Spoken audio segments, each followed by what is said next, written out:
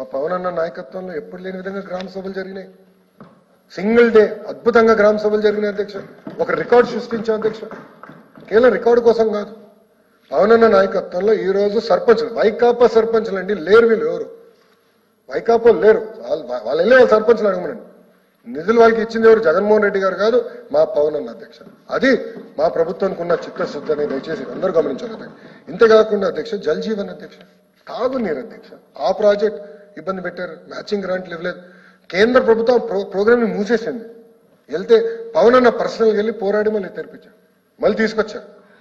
మళ్ళీ చంద్రబాబు నాయుడు గారితో మాటకి మ్యాచింగ్ గ్రాంట్ ఇప్పించి ఈరోజు దారి తప్పిన జల్ జీవన్ మిషన్ కూడా మళ్ళీ దారిలో పెట్టే బాధ్యత మా పవన్ అన్న తీసుకున్నారు అధ్యక్ష. అధ్యక్ష ఇంకోటి స్పోర్ట్స్ అధ్యక్ష.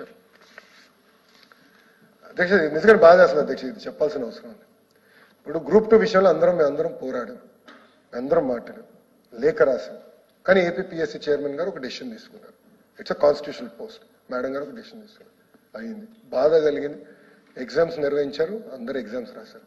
అధ్యక్ష ఇండియా పాకిస్తాన్ మ్యాచ్ జరుగుతుంది అధ్యక్ష. ఉంటుంది కదా అధ్యక్ష, కొంచెం దేశభక్తి, వెళ్ళాలని కోరుకుంటుంది కదా.